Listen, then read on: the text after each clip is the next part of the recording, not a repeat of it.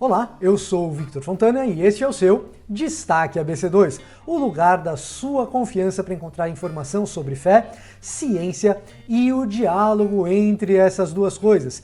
E na edição de hoje você verá Academia ABC2, Fundamentos da Vida Intelectual. Ainda estão abertas as inscrições para o nosso curso. Você encontra maiores informações no link aqui na descrição desse vídeo. Você também verá Gentileza e a Sua Saúde, evolução no desenvolvimento das vacinas contra a Covid-19, o estudo de sintomas da doença causada pelo SARS-CoV-2 por meio de aplicativos e compartilhamento de dados. E na nossa entrevista em profundidade de hoje, Sérgio Amadeu, professor e pesquisador da Universidade Federal do ABC, nos conta detalhes sobre como empresas e estados utilizam os dados que nós compartilhamos por meio de aplicativos, internet, redes sociais. Fique conosco!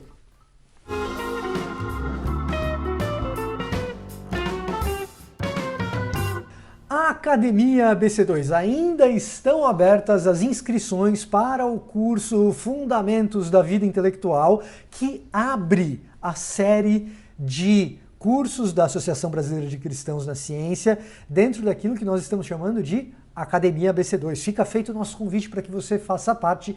Não perca o nosso curso Fundamentos da Vida Intelectual e, claro, que se você tem acompanhado o nosso canal, Cristãos na Ciência, você tem visto do que se trata.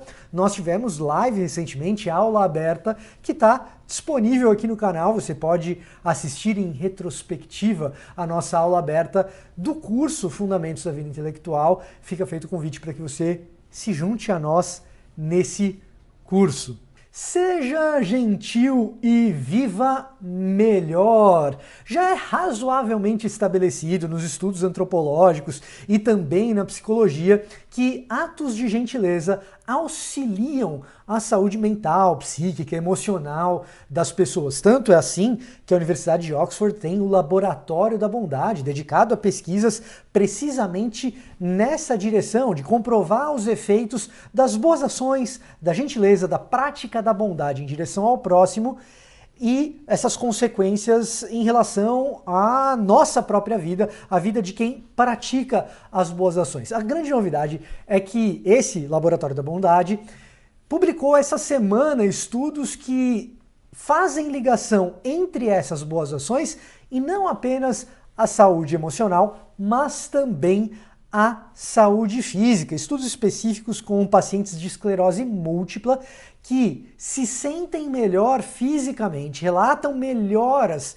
na sua disposição física quando praticam ou estão envolvidos em atos de benevolência, de boa ação. Não é apenas um benefício social, emocional, mas também um benefício físico. Fazer o bem sem olhar a quem parece ter efeitos melhores sobre a vida das pessoas e também sobre a sua longevidade, segundo nos mostra esse estudo. Portanto, aquela gentileza que alguns dizem que é inerente ao comportamento social do ser humano, sem o qual ele não sobreviveria às hostilidades desse mundo, mas que é tão enfatizada também pelo ensino bíblico, essas gentilezas todas se tornam ou se mostram como grandes benefícios individuais para as pessoas. Atos de altruísmo podem trazer grandes benefícios aos indivíduos. Evolução na pesquisa de vacinas contra o SARS-CoV-2. A revista Lancet publicou nessa semana resultados dos testes da fase 2 do desenvolvimento da vacina produzida pela Universidade de Oxford contra o novo coronavírus, contra a Covid-19. Essa fase, a fase 2, identifica se existe resposta imune a partir dessa vacina e de fato existe, isso é uma boa notícia, embora não exatamente uma grande novidade, é algo que nós já sabíamos e agora nós temos a publicação e a confirmação dessa resposta imunológica produzida pela vacina, divulgada agora pela revista Lancet, dessa pesquisa conduzida pela Universidade de Oxford, que é a que está mais avançada de acordo com a Organização Mundial da Saúde. É claro que existem outras pesquisas conduzidas por laboratórios privados que não divulgam em que pé as coisas estão com maiores detalhes, mas entre aquelas que nós conhecemos bem, essa é uma vacina bastante promissora e até agora as notícias são razoavelmente boas. O que isso significa na prática é animador, mas nós precisamos ter realismo para olhar para essas conclusões. No que esse realismo se baseia? Se baseia no fato de que estamos na fase 2 do desenvolvimento da vacina.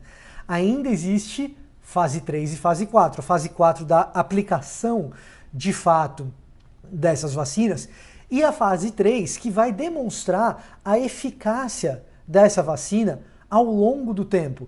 Essa resposta imune, ela se preserva?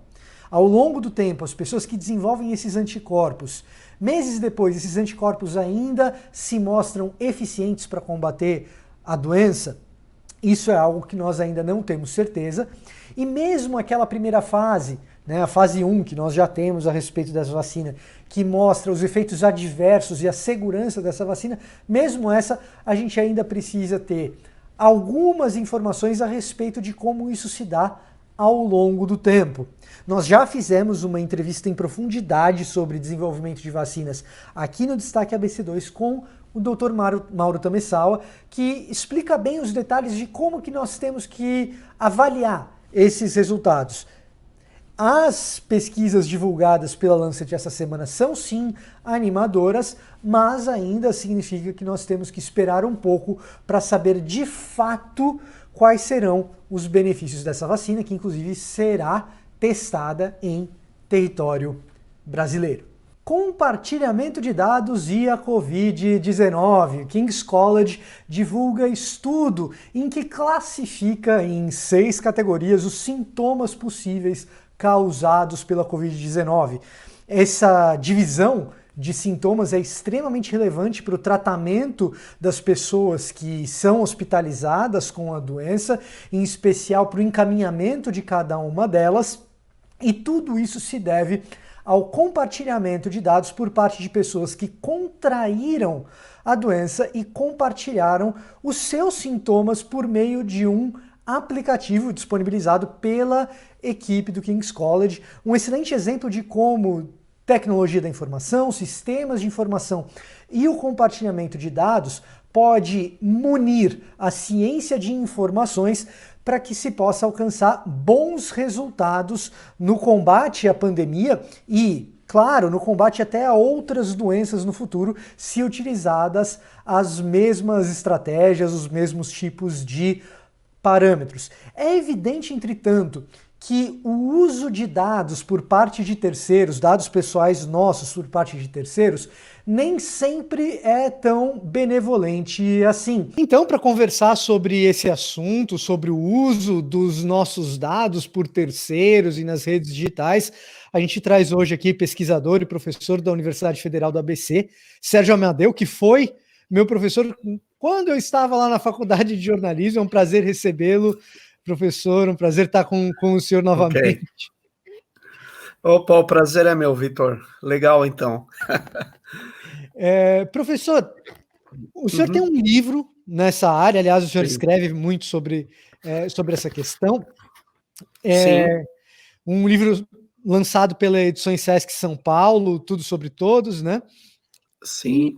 E eu queria que o senhor pelo menos desse um panorama para a gente sobre o uso dos dados por parte de terceiros, de corporações, empresas, Estado, em que pé que isso está, como as coisas estão hoje em dia. Legal.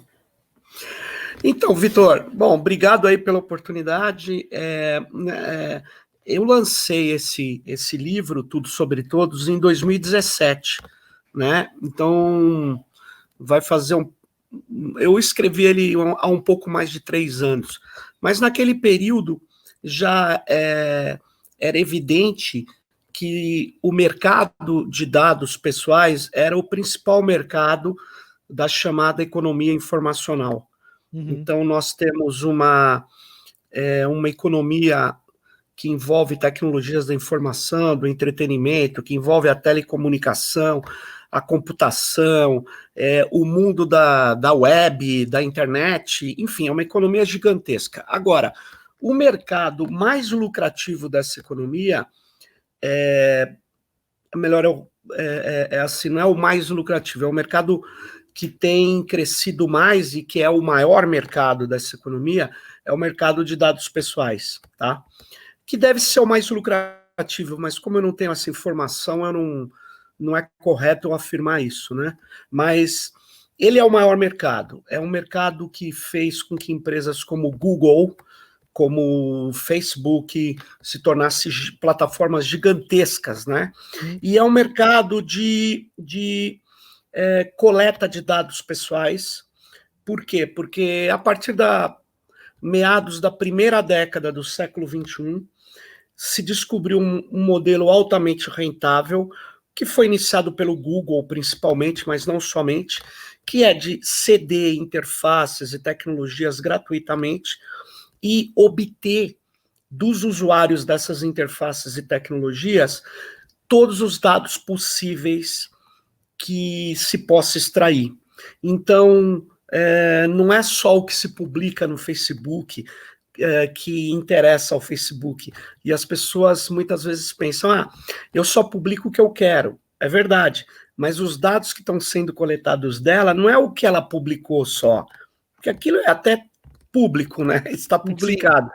Mas na verdade, os metadados, que hora ela entrou no site, quanto tempo ela ficou, que links ela clicou, que cores que mais a atraem, o que ela escreveu e apagou, porque na hora que você está escrevendo numa plataforma, a plataforma sabe o que você está fazendo, porque ela está em constante download e upload com a tua máquina.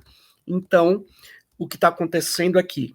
Se construiu um enorme mercado de coleta de dados para traçar o perfil de cada um de nós e tentar vender esse perfil para quem quer nos atingir de alguma forma, principalmente comercialmente. Então, esse é o maior mercado aí da economia informacional, e ele me parece que não vai parar de crescer. Por enquanto, não tem nada que diga que ele vai parar de crescer. Por quê? Professor, porque ele é altamente lucrativo, né? Professor, do ponto de vista de um consumidor normal, vamos dizer, talvez se eu fosse olhar ingenuamente para essa questão da maneira como está sendo descrita, sim, eu poderia dizer para você o seguinte, quando isso acontece, eu, na verdade, posso ter um benefício, porque quem está me alcançando agora, por meio dos anúncios e obtendo esses dados, está me mostrando aquilo que eu quero, e eu já não recebo mais tanta coisa que para mim é desprezível. E, de certa forma, isso é verdade. Agora, existiria algum problema nessa história toda no uso que o Google, o Facebook ou as empresas que compram essas informações podem fazer desses dados? Sim, claro. Primeiro, você está extremamente correto, isso beneficia as pessoas, senão as pessoas não iam estar acessando essas plataformas. Mais do que isso,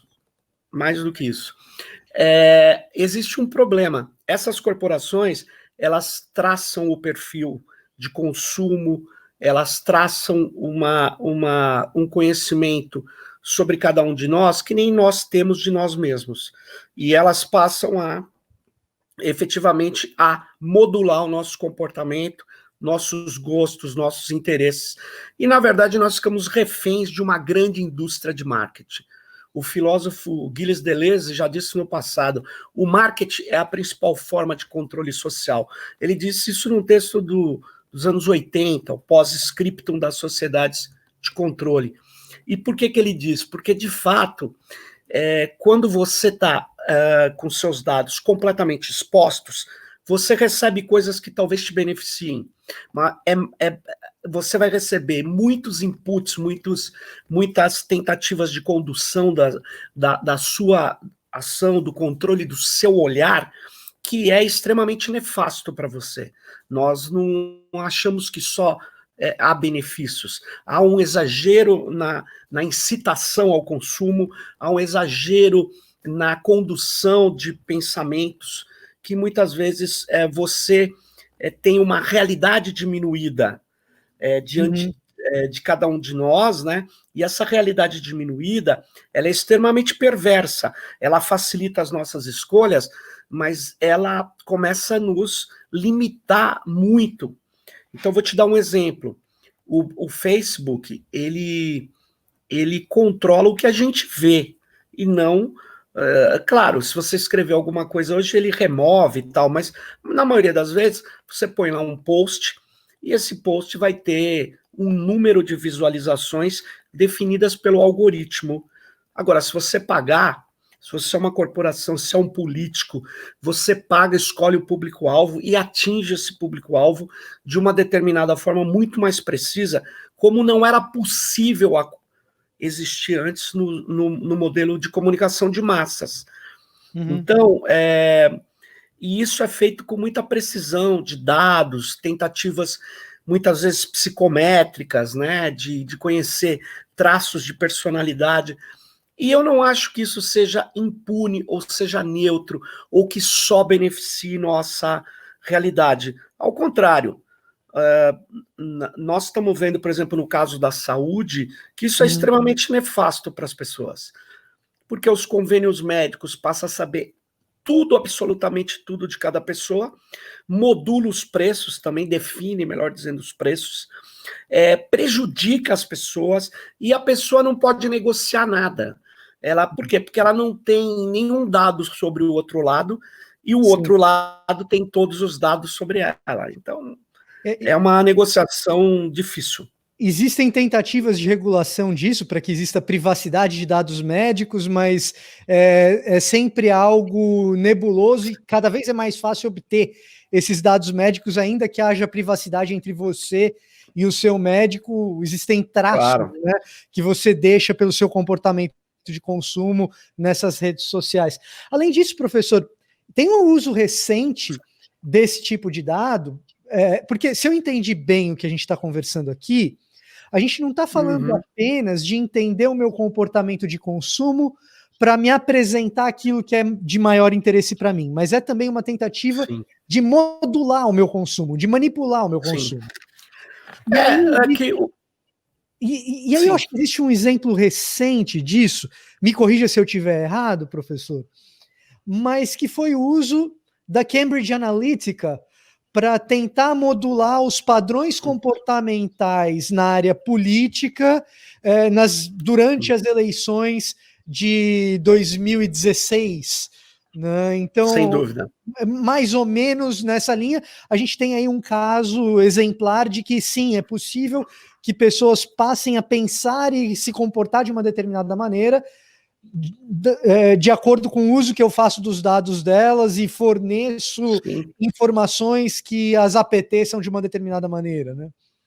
Por exemplo, o exemplo que você deu da Cambridge é perfeito. O que a Cambridge fez? Ela, na época que o Facebook permitia quiz, aqueles joguinhos, aquelas perguntas e respostas, uma empresa do grupo da Cambridge fez um quiz que dizia: se você responder isso aqui sobre você, eu te dou qual o seu traço principal de personalidade, com base numa teoria behaviorista, que eu não sei avaliar até que ponto ela dá certo ou não, mas enfim, 380 mil pessoas aproximadamente responderam esse quiz. Aí vem o problema. Essa empresa organizou um sistema algorítmico de acompanhamento de cada uma dessas pessoas no Facebook, pessoas essas que a Cambridge já sabia qual o traço principal de personalidade, e acompanharam durante meses, e aí extraíram um padrão do neurótico. Como é que o neurótico se comporta no Facebook? E aí eles pegaram os padrões que foram extraídos e replicaram para 70 milhões de norte-americanos. E aí, é óbvio que nenhum estrategista considera que, por mais que eu seja uma pessoa amável, meu traço principal de personalidade, ou neurótico, não importa, eu se eu tenho uma vocação, se eu tenho uma história, um conhecimento grande sobre o Donald Trump, se eu sou ligado à causa de direitos humanos, se eu sou ligado à luta antirracista, eu não vou votar no Donald Trump. Certo. Mas eles podem, na verdade, criar um excesso de informações mostrando que a Hillary Clinton ela é muito ruim na defesa dos direitos humanos, e, portanto, tanto faz. E aí o que a Cambridge Analytica se vangloriava é de ter tirado 3% de possíveis votos, né, 3 pontos percentuais, que iria acrescer a votação da Hillary. Então, na verdade, não é bem uma manipulação qualquer, por isso que eu prefiro chamar de modulação, para expressar esse comportamento que é feito pelo controle do olhar e não pelo discurso, que é o que as plataformas fazem com a gestão algorítmica, né? E, sem dúvida, ele consegue atuar sobre nós, né? E tem gente que diz que isso é muito pouco influente, outros que é muito... É uma questão. Agora, o fato é que o Google, pensa bem, o orçamento do Google vem da venda de dados pessoais para publicidade, para o marketing. Ele tem uma ou outra empresa, quer dizer, ele tem centenas de empresas, né? Ele vende produtos, tal, mas o grosso do recurso deles vem do mecanismo de busca, do YouTube, etc., que vai trabalhar efetivamente com dados pessoais. O Facebook, idem. Facebook, idem. A Microsoft, que está agora crescendo o ganho com dados pessoais. A Amazon também. A Amazon ganha mais com comércio eletrônico, mas ela está crescendo o ganho também, como a Apple. Também está crescendo o ganho com dados pessoais. Então, na verdade, os dados pessoais são manipulados para tentar interferir, para tentar incidir e modular o nosso comportamento, o nosso pensamento. E isso na política tem um efeito dramático. Por isso que a gente, quando observa a desinformação em massa, ela é extremamente complicada, porque a ideia não é permanecer com uma mentira eternamente. Na verdade, é criar uma tamanha desilusão com a análise de um fato ou dos fatos que vale qualquer coisa. Acredite no que você quiser. Sim. O que me parece, professor, é que a gente tem pelo menos duas coisas com as quais a gente se preocupar nesse aspecto. Uma são as eventuais tentativas, vamos usar a palavra modulação, de modulação comportamental por parte de agentes estatais e políticos que têm diversos interesses sobre isso, e que a gente já tem alguma parcela, vamos dizer, de dado comprobatório na realidade, de que isso foi utilizado e aconteceu. A gente não tem o tamanho da extensão do quanto. Cambridge Analytica poderia se vangloriar de 2 a 3% ou pontos percentuais, mas a gente não tem exatamente como mensurar isso. Então, isso é um lado. Outro lado é você pegar uma empresa como a Amazon, que tem todos os meus dados de consumo. Toda vez que eu compro lá, eles têm o registro do meu dado de consumo. E a margem que a Amazon tem do que eu compro ali é uma margem pequenininha que eles ganham no volume. Agora, vender dado, o dado eles não têm custo. Quer dizer, tem o custo de armazenamento de dados, etc., mas que eles já teriam de qualquer forma.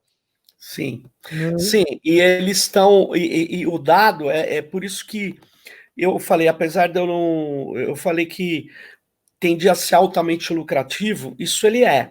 Mas eu não sei se ele é o mais lucrativo, mas deve ser. Mas como eu não tenho essa informação ainda, eu não poderia afirmar. Mas eu acho que ele é muito lucrativo, porque você cria um dispositivo para coleta de dados, e esses dados têm... Veja, ele não é coletado só por grandes corporações, ele é coletado por médias e pequenas corporações, ele é coletado por startups que fazem esse monte de joguinhos, que você instala no celular e não sabe, por que eles estão fazendo tantos joguinhos? Exatamente porque pode olhar lá, você dá um acesso enorme à coleta de dados do seu aparelho.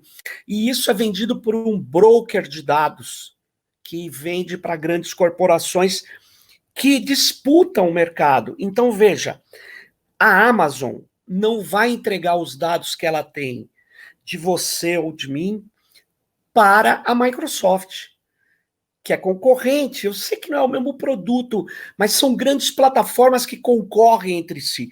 O Facebook não vai entregar os dados que ele tem de nós para o Google, e o Google não vai entregar para o Facebook.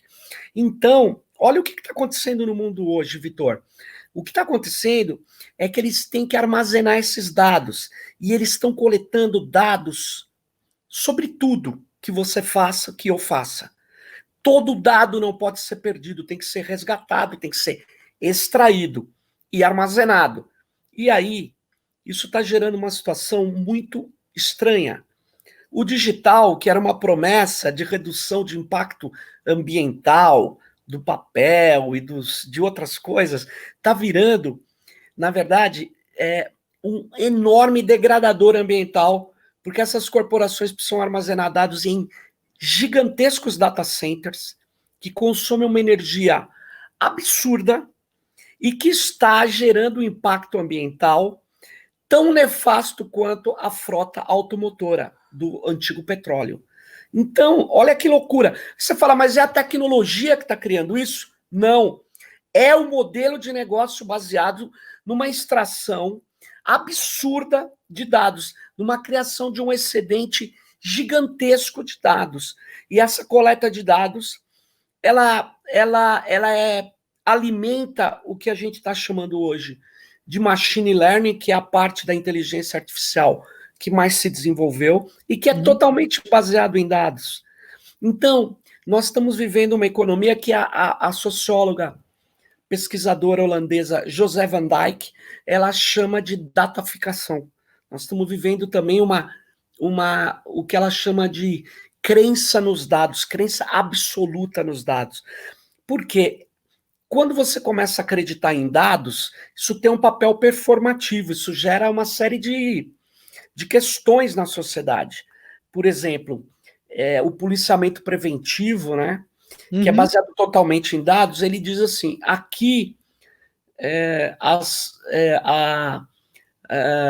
nessa rua aqui, às 17 horas, costumou ter crimes, em tantos por cento das vezes. E aí, quando estiver passando um negro na calçada, naquele horário, aquele cara vai cometer um crime. Então, uma probabilidade passa a ser a realidade, passa a criar performance.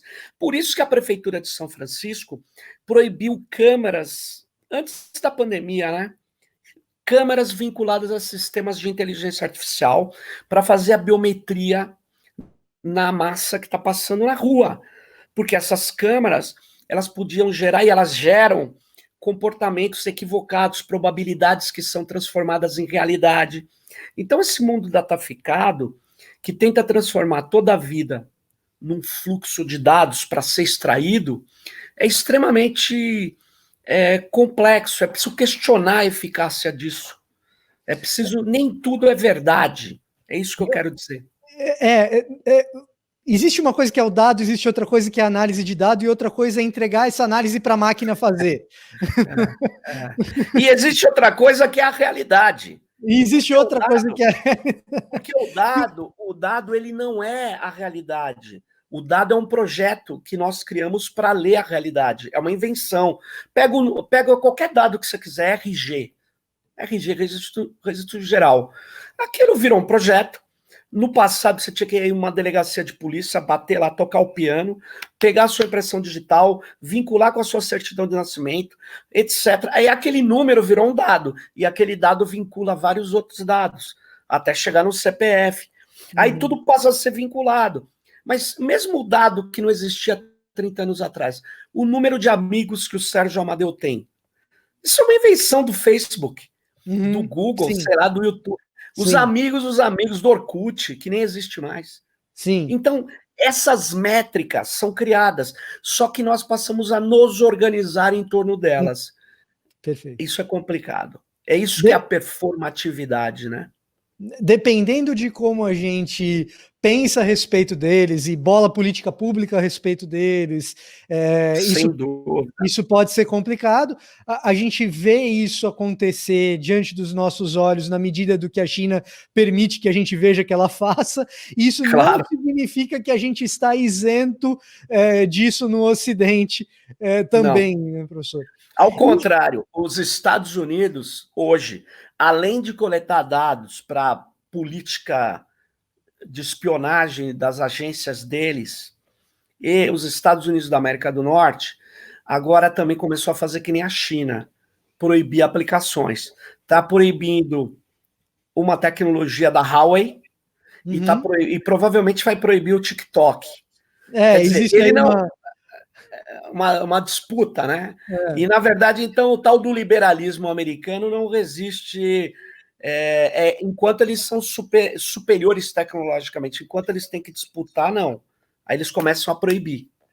Professor, tem algumas coisas. Tem uma coisa que eu gostaria, de repente, da gente tratar como pergunta final aqui, nossa, Sim, sim. que é a seguinte: uma das implicações disso é que a gente está vivendo no tal do capitalismo cognitivo. Sim. Que é essa ideia de operar em torno de dados, tanto para aumentar a minha lucratividade, encontrar qual que é o meu cliente prospectivo mais eficiente, etc. Mas, por outro lado, também significa dizer que uma boa parte daquilo que define o que é uma sociedade bem-sucedida ou não é a capacidade dela de lidar com essa realidade, em especial, lidar com informação. Perfeito. É a era da informação. Nós Perfeito. estamos num momento, e eu acho que essa minha pergunta é muito menos técnica do que ela é opinativa, mas Sim. vale a pena a gente conhecer as opiniões. Nós estamos lidando com um momento que parece que, diante da grande crise pandêmica que a gente atravessou, as sociedades que tiveram capacidade de lidar melhor com informação real estão saindo dessa crise melhor e mais rápido, com menos óbitos e com uma capacidade de recuperação econômica mais rápida.